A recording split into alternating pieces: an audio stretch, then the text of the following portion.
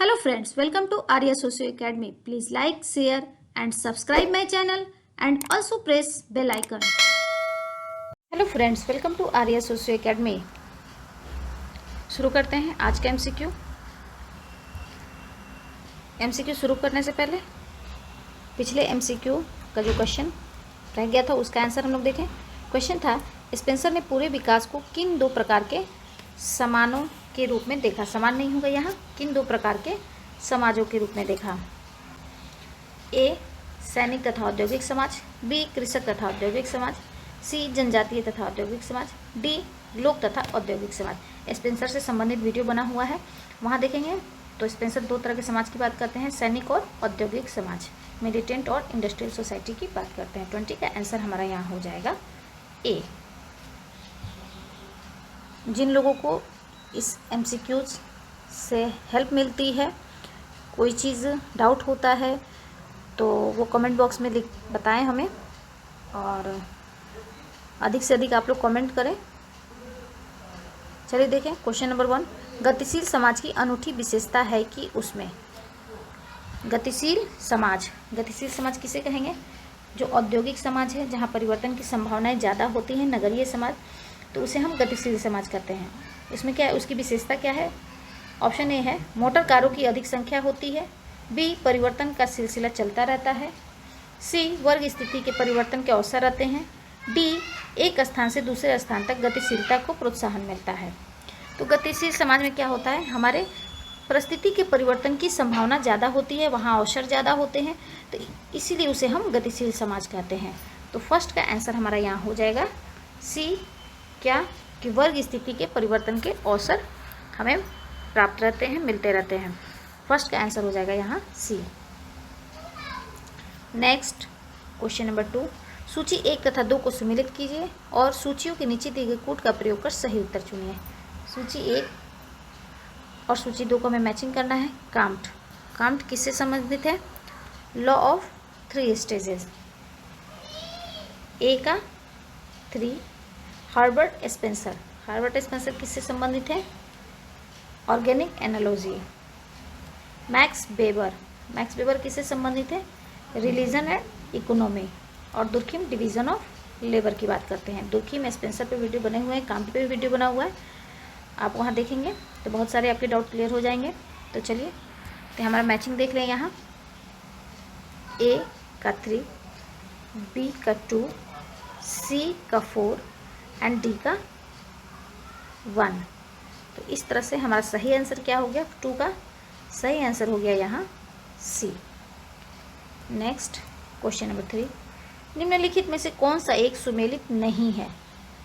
इसमें कौन सा मैचिंग सही नहीं है, ये हमें बताना है।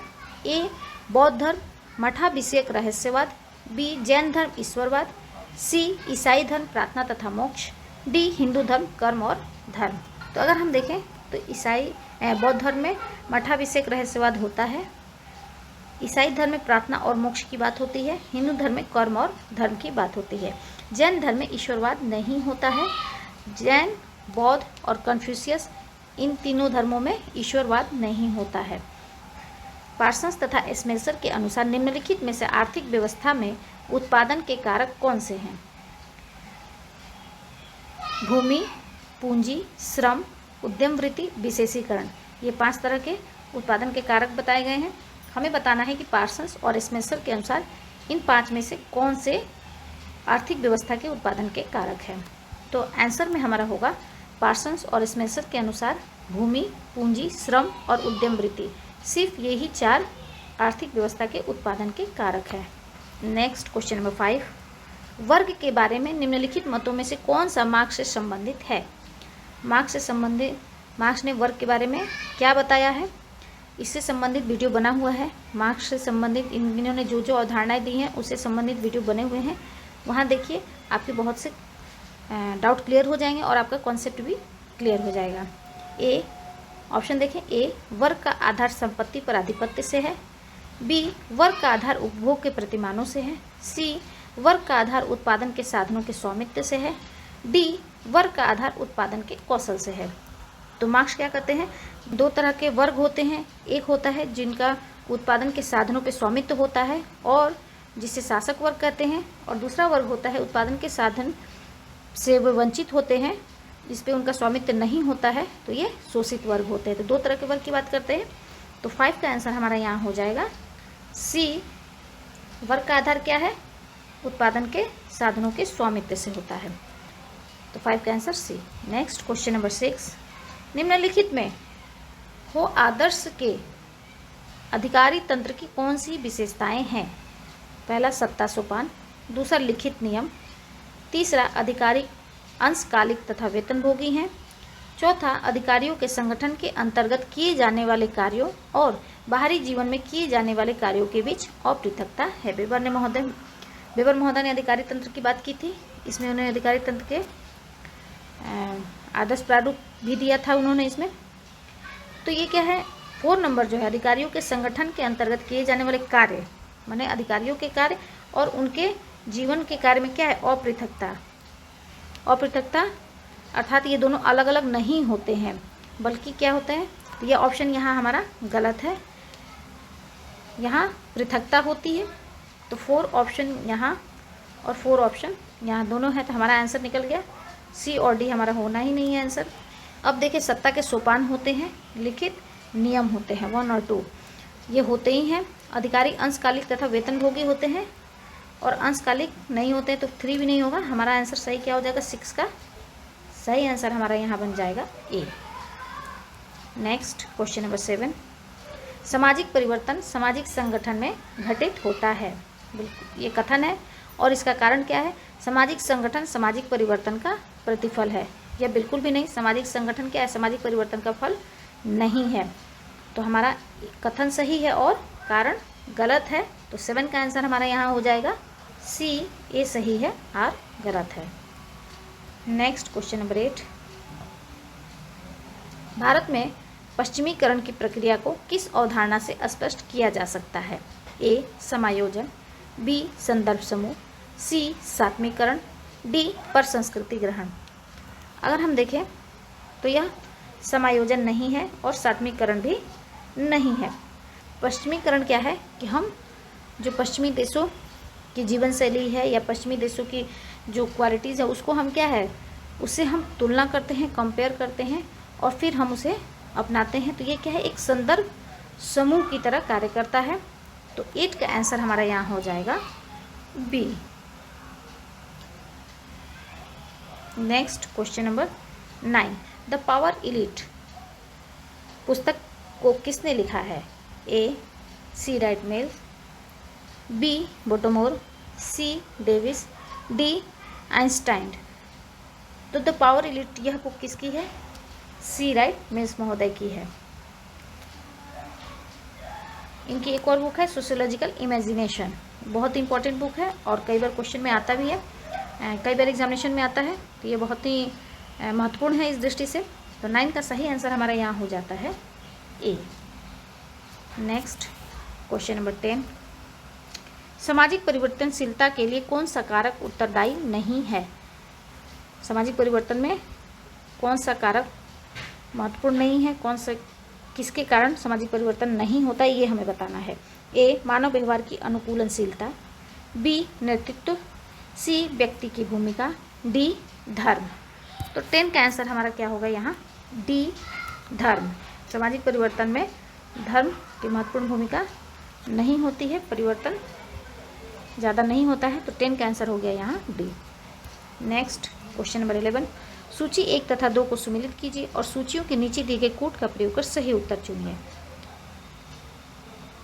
कॉलम 1 और कॉलम 2 दिया है, हमें मैचिंग करना है। चार्ल्स डार्विन किससे संबंधित है?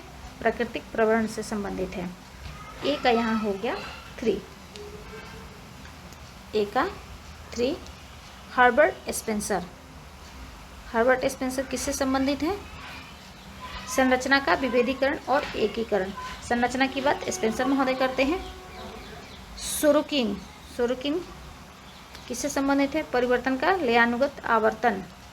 तो परिवर्तन की बात सोरोकिन। आगमन किससे संबंधित है? सांस्कृतिक विलंबना।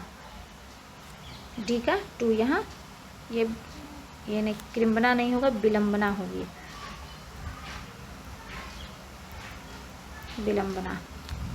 तो हमारा कोट मिल गया, ए का 3,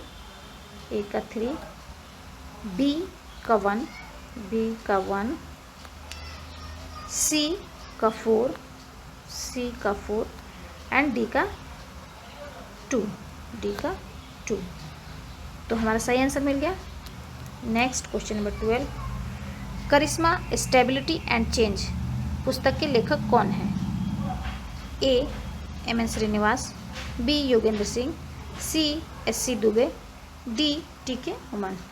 तो करिश्मा स्टेबिलिटी एंड चेंज यह बुक किसकी है? टी.के. उमन महोदय की है।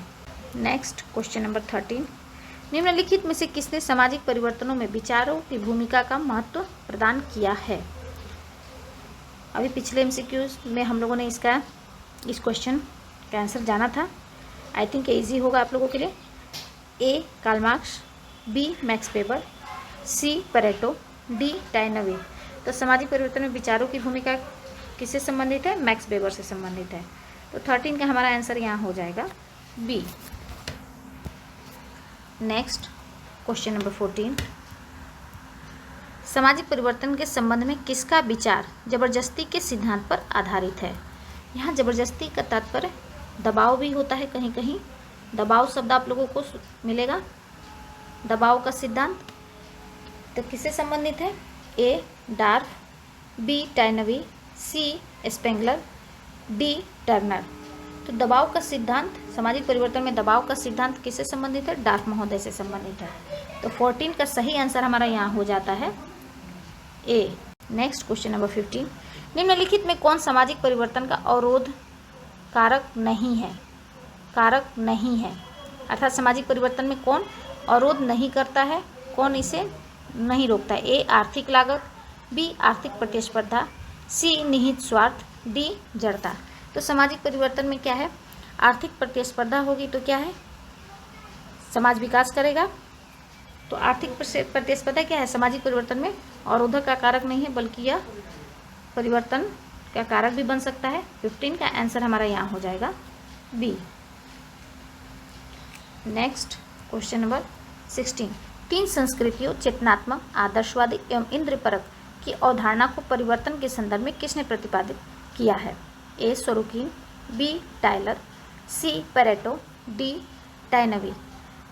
तो पिछले एमसीक्यूज में इसके बारे में हम लोगों ने चर्चा की थी कि 3 तरह की संस्कृति, चेतनात्मक, आदर्शात्मक और इंद्रियपरक, आइडियलिस्टिक, आइडियशनल और सेंसेट, 3 तरह के संस्कृति की बात करती है, जिसमें मानव समाज क्या है, इसी में परिवर्तन होता है और यह एक पेंडुलम की भांति एक सिरे से दूसरे सिरे तक चलता रहता है और इसी के बीच परिवर्तन होता है। तो यह सिद्धांत सोरोकिन महोदय का है। तो 16 का आंसर हमारा यहाँ हो जाता है ए। नेक्स्ट क्वेश्चन नंबर 17, इतिहास अभिजात वर्गों की कब्रगाह है, यह वक्तव्य देने वाले थे। इतिहास कुलीन तंत्रों का कब्रगाह है, यह वक्तव्य किसका है? ए मार्क्स, बी काम्ट, सी स्पेंसर, डी पेरेटो। यह वक्तव्य, यह कथन किसका है? पेरेटो महोदय का है। क्या है कि इतिहास अभिजात वर्गों की कब्रगाह है। 17 का आंसर यहाँ हो जाएगा D. Next question number 18, मैकी Marriott ने एक अवधारणा जिसको उन्होंने भारत में सामाजिक परिवर्तन की व्याख्या हेतु अपनी सार्वभौमिकता की अवधारणा के विपरीत रखी है। मैकी मेरियट ने 2 तरह की अवधारणा दी थी, सार्वभौमिकता और दूसरा हमें इसमें बताना है ऑप्शन में से। ऑप्शन देख लें, आधुनिकीकरण, बी परंपराकरण, सी स्थानीयकरण, डी सीमांतकरण। तो यह मैकी मेरियट ने क्या दिया था? सार्वभौमिकीकरण और स्थानीयकरण की अवधारणा दी थी। तो 18 का सही आंसर हमारा क्या हो गया यहाँ? सी। Next question number 19, Satyashodhak Samaj की स्थापना किसने की है? ए ज्योतिबा फूले, बी राधास्वामी नायकर, सी रामचंद्रन, डी अंबेडकर। तो सत्यशोधक समाज की स्थापना किसने की है? ज्योतिबा फूले ने की है। तो 17 का आंसर हो गया यहाँ, तो 19 का आंसर हो गया यहाँ हमारा ए। नेक्स्ट क्वेश्चन नंबर 20, सामाजिक परिवर्तन का उतार और चढ़ाव के रूप में विश्लेषण करते हुए सीमाओं के सिद्धांत का किसने प्रतिपादन किया था? ए पार्सन्स, बी डेविस, सी स्पेंसर, डी सोरोकिन। तो इस तरह से अभी इस वीडियो में मैंने इससे संबंधित आपको कुछ जानकारी दी है। अगर आप ध्यान से देखेंगे तो इसका आंसर इसी वीडियो में है। आई थिंक इसका ज़्यादा से ज़्यादा आप लोग उत्तर दीजिए। आई थिंक यह वीडियो आप लोगों के लिए हेल्पफुल होगा। थैंक यू, धन्यवाद। Please like, share and subscribe my channel and also press bell icon.